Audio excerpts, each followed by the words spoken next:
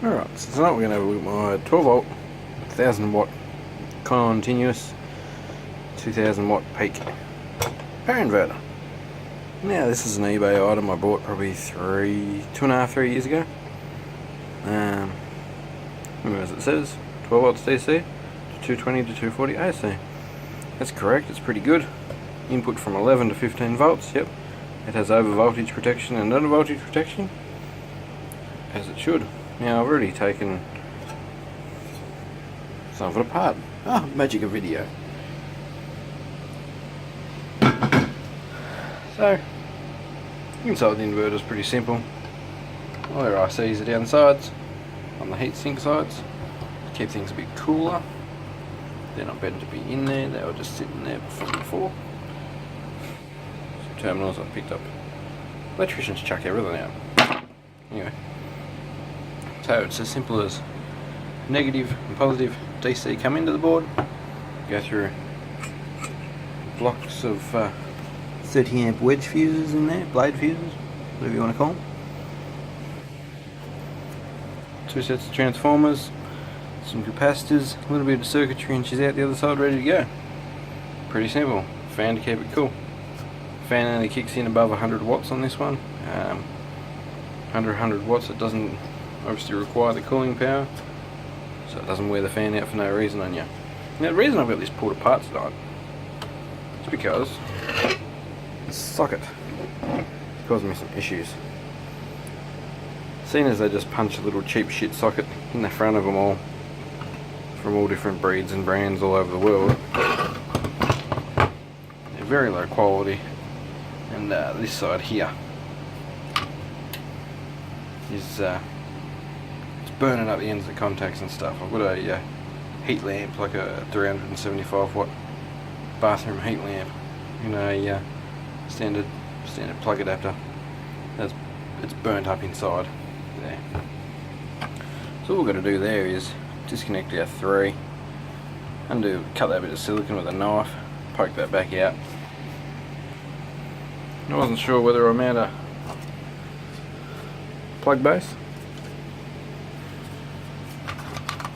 on the front of it, or if that'll be too ugly, or if I run just wires off these 3, join them up, run wires off them, a bit of the double insulated house cable, or even some double insulated flex to this. I was thinking about mounting this in my work bin. Don't need it, but having 1000 watts on demand of AC is not a bad thing. I'll probably get a small kettle for winter and heat up some some soup or some noodles or something in the van, I don't know.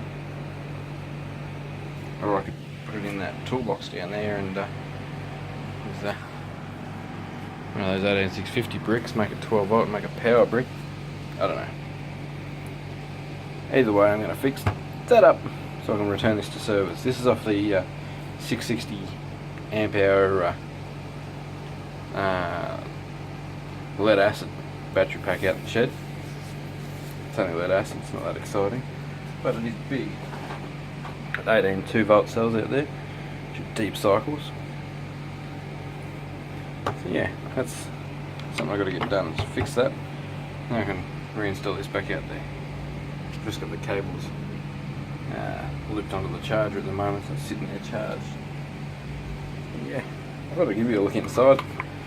I'll just give you a bit of a detailed run past.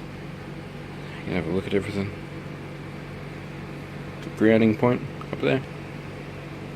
3 big electrolytics. Well, not that big. The buzzer in the middle, which is noisy as hell and annoying. I'll put a bit of silicone in that too. Shut it up. Some electrolytics there, some electrolytics there. So when you look at it, it's 2 500 watt inverters. See the 2 outputs come out separately and join right on the plug. Everything's doubled up. There you go. That's how they do it. Very simple. It was only cheap, and I'd definitely buy one again. There's nothing wrong with them. I had a 1500 continuous and 3000 watt peak in work vehicle, same style, design, brand as this, all made by the same people, and it was faultless. Ran a toasted sandwich press, ran a kettle, I ran a 9-inch ankle grinder. I ran a small jackhammer. You had to have the car idling because it would pull about 60 amps, 70 amps, but same thing, had a deep cycle battery in the back, it was all good. Power inverters are a good thing. Portable AC. Now, this is a modified sine wave, not a pure. Modifieds are normally cheaper. Alright, thanks for watching.